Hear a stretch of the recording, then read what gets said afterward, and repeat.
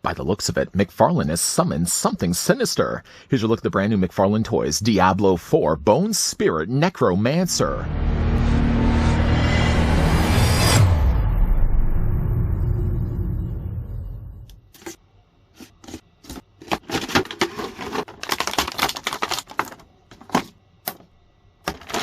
Necromancers are cunning summoners that conjure vengeful hordes of the undead. Their essence flows into 3 powerful bastions of bone, blood, and shadow to bring low their enemies.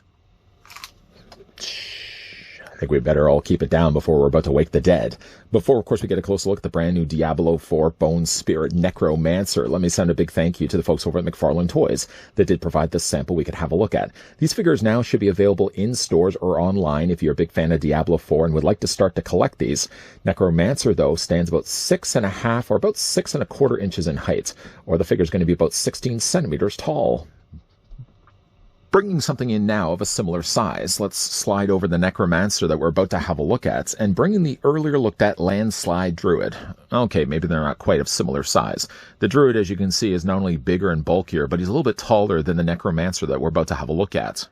There's a lot of graveyard grounds to cover. Stickers, and of course whatever's contained inside this foil bag would be the first 2 things that we're going to be having a look at. When we have looked in the past at the Hydra Lightning Sorceress, she had in fact 2 items. Yet when we looked at the Druid, for example, he only had 1 item. I don't know if it has something to do with the size of the figure. Maybe because the Necromancer is going to be a little bit bigger in size. Maybe he's only going to have 1 item. I'm kind of doing the feelsies test though, and I can only feel 1 item inside. All this wasted space on the top is basically the same space that will be filled with air if you buy yourself a bag of potato chips.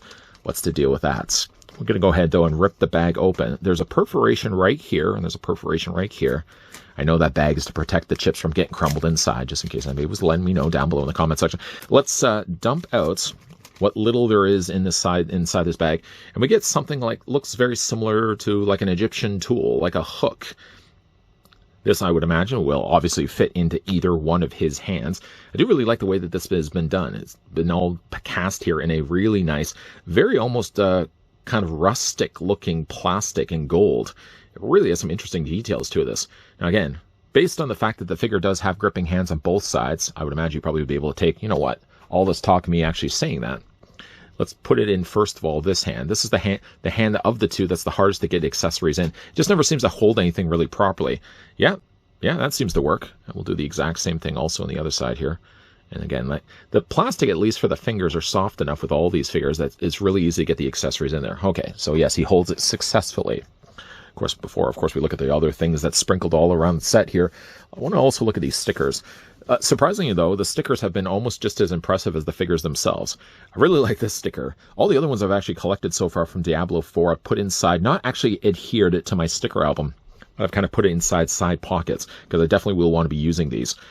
We've got this one right here that has the kind of ram skull there in the middle. It looks to be some sickles or scythes on the sides. That's a lot of S's. There's this one. And then there's also this one here that has the skull that has sort of the... I swear I've seen this image somewhere from before. Anybody has any ideas, let me know down below in the comment section. But these are basically all just stickers, very large stickers. You can peel these off. In kind of a way, I do wish that the stickers could have been cut out around the shape. Just that's a lot of real estate space if you ever wanted to stick this inside of a book. I mean, if you ever put that on a front or back of a sketchbook, that's usually where I put a lot of my stickers. That would just take up like basically 1/4 of my sketchbook. It was a pretty small book. I kind of, again, wish that they could have made these cut out around the actual shape, but I know just by the production of producing these stickers, it's so much easier just to kind of produce like a rectangular shape. Why are we spending so much time talking about stickers? Let's not. Let's instead rather look at the other accessories that come included with the Necromancer. The first one being this really interesting looking shield. It looks like the wing of a bat. Yet, if you look at the top of it, though, there's like a little trophy here section of all these various skulls of sizes. The one on the top is obviously the biggest. Then you get to like the little baby bear and mama bears on the sides. And you've got several different skulls on either side here. It's a really interesting. This looks right up, like this looks exactly like the kind of thing McFarlane was doing back in the day with Movie Maniacs. Remember those display stands that would hold the poster? I mean, how does that not look like those original stands? Even the color is about the same as well. The color does change a little bit here when you get to the scales. They're kind of painted kind of more of a metallic silver. And that's the inside. There's the shield that's going to hold with a handle. The handle can fit into really either one of his hands. Just because this arm was kind of more in a straight pose, I usually like to put the shield on this hand. Although, even with the plastic fingers being softer, I still had a real hard time to kind of get the shield around it. He sort of just cups it, as he doesn't even hold it as much. It really is the problem with these fingers, because they're kind of all independent from one another. If you look at them, see how all the fingers are all separate from one another? These sausage fingers are then very hard to kind of get inside the handle grip here of the shield. So again, like, you kind of have to just pry the fingers a little bit away from themselves, and then just kind of tuck the shield in there. And, he holds it, but he doesn't hold it very well at all. And although he's holding the shield, let's look at the other things. It comes with, I'm guessing this to be a smaller sickle. Again, it's kind of got like a more rustic, almost even rusted look to it. Really nicely molded here and cast in kind of a dark gunmetal gray. The handle portion, or the handle part of the section here, actually looks like it's been wrapped around with like a leather or a hide. And again, this can fit into his hands as well. This is one of my favorite accessories, in fact, that come included with the Necromancer. I just think it's a really neat looking accessory. Unfortunately, though, really, with the problems with all of these figures I've noticed is, once you decide really, because he only has two hands after all, once you decide really what weapons you want to have him wielding, there's really no other places on the figure that can store these accessories. It would have been just great if you had flipped the figure around. I noticed like a little hook or something on the back where you could actually had a place to store the sickle or scythe. Just can't do that. Speaking of scythes, the figure also comes included with a very much longer scythe that has a little bit more of a smoother blade. Ooh, I should never really joke about that. He has a more smoother blade to the top, though, and yet you can see kind of these little indentations, little parts of the metal that have broken off over time.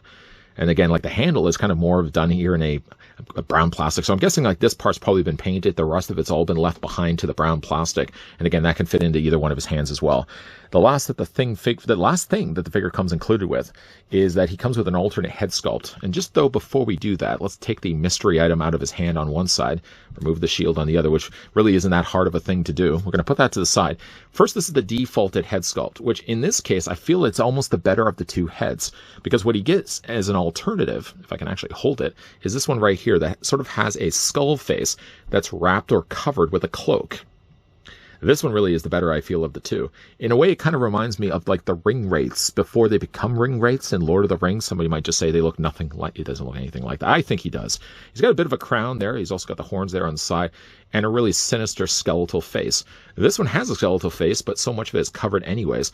Again, to change the heads, it's just a case of popping off the head that we have right now and pop the new head in place.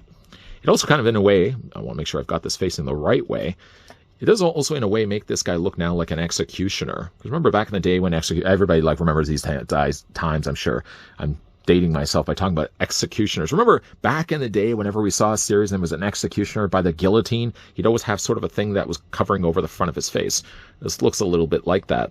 You still get kind of the impression of the eye sockets where the nasal cavity would be, and you get just a little indication of what would be his skeletal teeth. Very interesting, but I don't think, honestly, it's better than this one right here. I just think this is the better of the two head sculpts.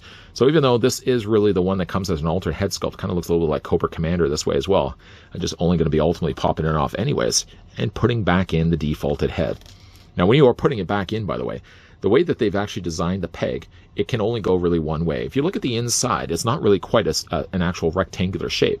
There's a corner that's been cut off on the side. So when you're putting it in, you can't put it facing forward. It has to be turned to the side here.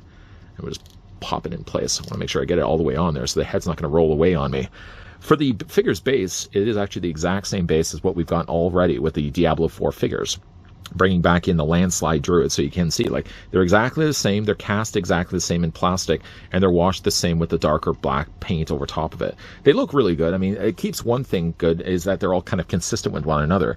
If you have, say, this one on the shelf, you have this along with the Hydra Lightning Sorceress and the landslide druid. I'm only really listing those off because those are the only ones we've looked at so far here on this channel. At least there's the consistency with all the stands sort of looking the same. Though, getting a closer look, though, at the Necromancer, I've really, again, liked the look of this figure quite a lot. The Bone Spirit Necromancer certainly does live up to the fact he does have a lot of bones on him. Not only a skeletal face, you can see there once again with the crown, but he's also got these cool little skulls enamored or adorned on the side shoulder pad that he has here as well. He has these spikes. The spikes are actually a fairly soft plastic. So if it was something you'd be worrying about that these would be eventually breaking, you don't have to really worry as much. They're using a pretty soft plastic. He has kind of a rib cage there, front armor piece. He's also got some armor, it looks like, on the sides of his arms as well. Again, it's a really interesting looking figure. I would almost even say, in fact, I will say, this is my favorite figure I've looked at so far from Diablo 4. Now, there are a few little variations of figures that we will be looking at, kind of slight reskins, essentially, of the Diablo 4 figures we've already had a look at, but I really like the look of this one. This one's got some really interesting elements to it, some cool details, and certainly a lot of interesting paint there as well. The silvers work really well, and he's got some additional purples there down below for what will be his skirting, and he's got all this interesting chainmail as well. So even the parts that really are just silver, because there's a lot of real silver happening on this figure, the elements, though, and what they've sculpted into all the limbs, for example, and legs, there's just a lot to take in with your eyes. Once again, these figures aren't going to have any articulation whatsoever. Even if you were to say that the figure had head articulation, that's only just by the fact that if you have it only just resting on top of the peg, then you can kind of turn it a little bit. But really, the idea in mind is that they always have to be looking the exact, in this case, he's only going to be looking always the same way. But man, it's a nice looking figure. Let's get this guy armored up with a few little accessories. I did talk earlier about the fact I really like the scythe. Let's go with that sickle. We'll get the sickle in his hand. And maybe what we'll do for the other hand, literally on the other hand, we'll take the mystery item. This little hook part that he has, that really does have like an Egyptian look to it. I'm going to get that also into his other hand, so he's wielding weapons on both sides. The shield looks good, really, too. But the shield has a hard time just because of the way the hands work. They're very spindly hands, they're very rubbery hands, and they're kind of really hard to him holding the shield. But I kind of wish that there was other places on these figures where they could have stored the additional accessories. More than not, if anything, for the Necromancer, just because he's got so many cool accessories, I feel almost in a way bad that I have to put anyone's back in the bag just because he's got so many cool accessories. And once again, we're just going to slide this guy over. We're going to put back in. I didn't have right now the Hydra Lightning Sword, so I just got her off to the side. But I did want to kind of bring in a very similar, again, I said similar sized figure. I mean, clearly this is the case where the Landslide Druid is quite a lot bigger than a Necromancer. But if you want to make bigger, bulkier figures, I mean, really the stuff that we're getting here from Diablo 4 McFarlane Toys, it really is not a line necessarily where you have to follow Diablo 4. If you are a novice and you have no idea even what the series or the game is all about, I think you're still interested, or I feel at least I would still be interested in getting a line of figures, though really not really figures, because again, they don't have any posability possessed at all. They are still really interesting statues you can put on the shelf. I did say, though, that there was no posability possessed by any of these Diablo 4 figures, and that's not really 100% true. And before you start to call me a fibber face, the figure does technically also have swiveling hands. That basically represents the only parts of posability that the figure does actually have. It does at least allow me to rotate the hands a little bit better for him to hold the shield on the other hand instead of the one I started the reviews with. I've got the figure now displayed also with the alternate head sculpt, which again does give him certainly those executioner vibes, at least for me, and the figure's also got displayed on the other side his very long scythe. Neat looking figure. This would be also one that, of the other ones that we've already had a look at, the Hydra Lightning Sorcerers and the Landslide Druid, I think this would be one I would be considered to get another one so I could have them displayed in two different ways. To be honest, though, I do like the kind of hood that he has over top of his face. It does kind of give him this really interesting, eerie vibe where everything's kind of outlined around a skeletal face underneath, and does, to be also fair, match the colors that he has in his skirting down below there as well. But honestly, really, between the two heads, I prefer the one that we started the review with, the one that sort of has that crown and skeletal face fully visible. But the option, at least with these figures, is that you can change and mix and match them. You don't have to necessarily commit to the idea of displaying the figures with the way that they came out of the packaging. You can easily swap them around. You can't necessarily swap around the heads, although I really haven't tried it. I know, though, looking at the Landslide Druid, he had a very large peg. There's no way that would accommodate the Necromancer that we looked at in this review. What do you guys think of the figure? Let me know down below in the comments section. As I already mentioned, this guy is available both online and in stores. Online, they go, at least these figures go for $29.99, so about $30. I would imagine it'd probably be about the same in stores as well. I haven't been able to find these anywhere in Canadian stores, at least, but if you guys are finding these in your US stores, let me know down below in the comments section what the price point for these guys are actually going for. Big thank you once again to the folks over at McFarlane Toys that did provide the sample of the brand new Diablo 4 Bone Spirit Necromancer that we had the chance to have a look in this review. If you guys enjoyed this video, I want to hit with a like. If you guys are loving the content you guys are seeing, and you would like to see more reviews of Diablo 4, there are more coming your way. If you haven't already done so, make sure you hit that subscribe button down below and you're turning on the bell notification. And as always, guys, thanks for watching. See you guys next time.